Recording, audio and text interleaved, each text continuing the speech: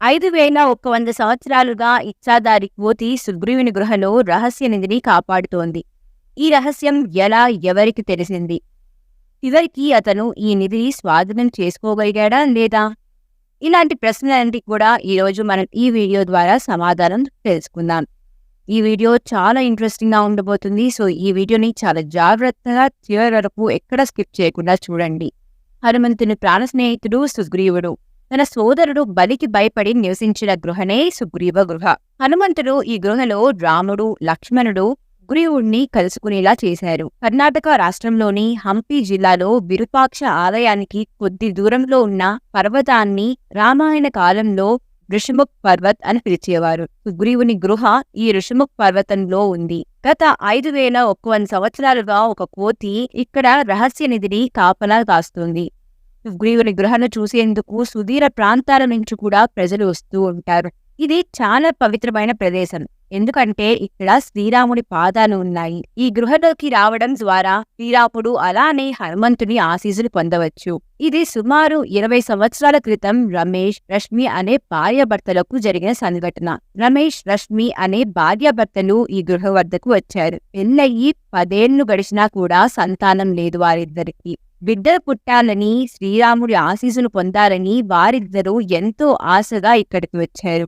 ఇద్దరూ సుగ్రీవుని గృహలో 101 సార్లు ప్రదక్షిణ చేస్తారని ప్రతిజ్ఞ చేసి ఇద్దరు ప్రదక్షిణలు చేయడం ప్రారంభించారు. రశ్మి 50 రౌండ్లు పూర్తి చేసుకున్న తరువాత రశ్మి అడుగు అకస్మాత్తుగా ఒక గొయ్యలోకి ప్రవేశించింది. రమేష్ రశ్మిని హ్యాండిల్ చేసి ఆమె కాలును గొయ్యిలో నుంచి బయటకు తీశాడు. నా పాదం ఈ గోతిలోకి వెళ్ళినప్పుడు నా పాదాలను ఏదో జంతువు కరిచినట్లుగా అనిపించింది అని రశ్మి చెప్పింది. ఇద్దరు పాదాలను పరీక్షించగా కాలుపై ఒక చోట దంతాల గుర్తులు ఉన్నాయి. అయితే రక్తస్రావం మాత్రం జరగలేదని గుర్తించారు. దంతాల గుర్తులు సరిగ్గా మానవుడివిలాగే ఉన్నాయి. గొయ్యి రహస్యం తెలిసేంత వరకు ఈ ప్లేస్ నుంచి కదలకూడదని రమేష్ నిర్ణయించుకుంటాడు. రశ్మి దానికి తిరస్కరించింది. కానీ అతను అంగీకరించడానికి సిద్ధంగా లేడు. గొయ్యి రహస్యం తెలుసుకునే ముందు ప్రదక్షిణలు పూర్తి చెయ్యాలని కండిషన్ పెడుతుంది రశ్మి. దానికి రమేష్ అంగీకరించాడు. అతను 101 ప్రదక్షిణలు పూర్తి చేశాడు. ఈ ప్రదక్షిణలు చేసేటప్పటికీ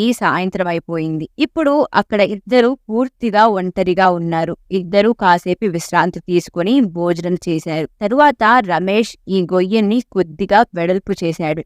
ఇలా చేయడం వల్ల అతను ఆ గొయ్యి లోపలికి చూడగలిగాడు. లోపలికి చూడగానే అతనికి గూస్ బంప్స్ వచ్చాయి. తన జన్మలో ఇంతకు ముందు ఎప్పుడు ఇలాంటి దృశ్యాన్ని చూడలేదు రమేష్. ఆ గొయ్యి లోపల బంగారం, వెండి, వజ్రాలు అలానే ముత్యాలతో నిండిన ఒక పెద్ద గృహ ఉందని అతను చూశాడు. ఆ నిధి దగ్గర ఒక కోతి కూర్చొని ఉంది. కోతి రమేష్ వైపు చూస్తూ వెళ్లిపోమని వేలుతో సంకేతిస్తోంది. ఈ విషయాన్ని రమేష్ తన భార్యకు చెప్పాడు. అతి కష్టం మీద రశ్మి రమేష్ ను అక్కడి నుండి వెళ్లిపోయేలా చేసింది. రమేష్ ఆ గొయ్యి పైన పెద్ద రాయి, మట్టిని వేసి గోతిని మూసేశాడు. కానీ రమేష్ గుండెల్లో దురాశ బీజాలు నాటుకున్నాయి. ఇద్దరూ తమ ఇంటికి తిరిగి వచ్చారు. సరిగ్గా 9 నెలల తర్వాత వారికి కొడుకు పుట్టాడు. శ్రీరాముడు అతనిని ఆశీర్వదించాడని, అతని కోరిక నెరవేర్చారని భావించారు. ఇద్దరు చాలా సంతోషంగా ఉన్నారు. ఎందుకంటే పెళ్ళైన 11 ఏళ్ల తర్వాత వారి ఇంట్లో పిల్లాడి నవ్వులు ప్రతిధ్వనించాయి. మళ్లీ సుగ్రీవుని గృహకు వెళ్ళమని, ఈసారి వారిద్దరిని దీవించినందుకు దేవుడికి కృతజ్ఞత చెప్పుకోమని రశ్మి రమేష్ ను పంపించింది. రమేష్ సుగ్రీవుని గృహ వద్దకు వచ్చి అతను కృతజ్ఞతలు చెప్పడానికి మళ్లీ 101 ప్రదక్షిణలు చేస్తానని ప్రతిజ్ఞ చేశాడు. తన ప్రదక్షిణ సమయంలో అతను మళ్లీ ఆ గుంతల ప్రదేశం వైపుకే వస్తున్నాడు. కానీ రమేష్ తన మనసును కంట్రోల్ చేసుకుని తన 101 ప్రదక్షిణను పూర్తి చేశాడు. అతను ఈ 101 ప్రదక్షిణ పూర్తి చేసే సమయానికి చీకటి పడింది. గృహలో విశ్రాంతి తీసుకోవాలని నిర్ణయించుకున్నాడు.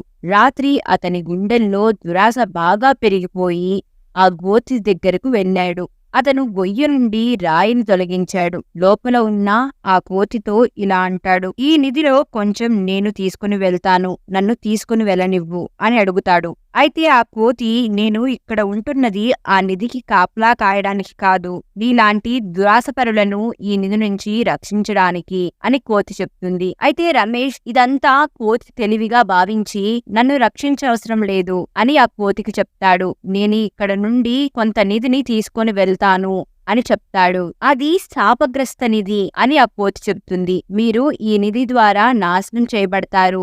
నా మాట విని మీ ఇంటికి తిరిగి వెళ్ళిపోండి అని ఆ కోతి బతిమలాడుతుంది. కాని రమేష్ అందుకు అంగీకరించపోవడంతో గృహలోకి గుంతలో నుంచి కిందకి దూకుతాడు. దూకగానే కోతి కూడా నవ్వుతూ మాయమైపోయింది. రమేష్ ఆ నిధి నుంచి వజ్రాలు, ముత్యాలు, బంగారంతో ఒక మూట తయారు చేసి బయటకు వచ్చాడు. అతని వద్ద ₹1,00,00,000 విలువైన నిధి ఉంది. ఈ నిధిని ఇంటికి తీసుకుని వెళ్లి జరిగింది మొత్తం రష్మికి చెప్తాడు. దురాశ వల్ల రష్మి కళ్ళు కూడా కప్పుకున్నాయి. ఇద్దరూ ఊరికి వెళ్లి మెల్లగా ఆ నిధిని అమ్మి డబ్బుగా మార్చుకోవడం మొదలుపెట్టారు.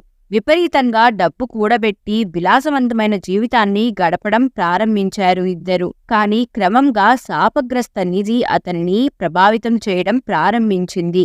11 ఏళ్ల తర్వాత వారికి జన్మించిన బిడ్డ క్రమంగా అతని ముఖం అలానే శరీరం కోతిగా మారడం ప్రారంభించాయి. రమేష్, రష్మిల శరీరాలపై కూడా పొడవాటి జుట్టు పెరగడం ప్రారంభించింది. ఆ శాపగ్రస్త నిధి వల్లే ఇదంతా జరుగుతుందని ఇద్దరికీ అర్థమైంది. రమేష్ నగరంలోని ఒక పెద్ద హనుమంతుని గుడికి వెళ్లి అక్కడ ఉన్న మహాత్ముడికి అంతా చెప్పాడు. అది అర్థం చేసుకోవడానికి ఆ సాధువుకి ఎక్కువ సమయం పట్టలేదు. ఇదంతా ఒక శాపగ్రస్త నిధి ప్రభావమే అని ఆ మహాత్ముడు చెప్తాడు. ట్రాన్స్ లో కూర్చొని కొంతసేపటి తర్వాత కళ్ళు తెరిచి ఇలా అన్నాడు.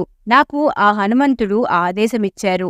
అదేంటంటే మిగిలిన సంపద అంతా తిరిగి ఆ గృహలోకి తీసుకుని వెళ్లి పెట్టండి. అలానే ఆ ఇచ్చాదారి కోతి నుండి క్షమాపణ కోరండి.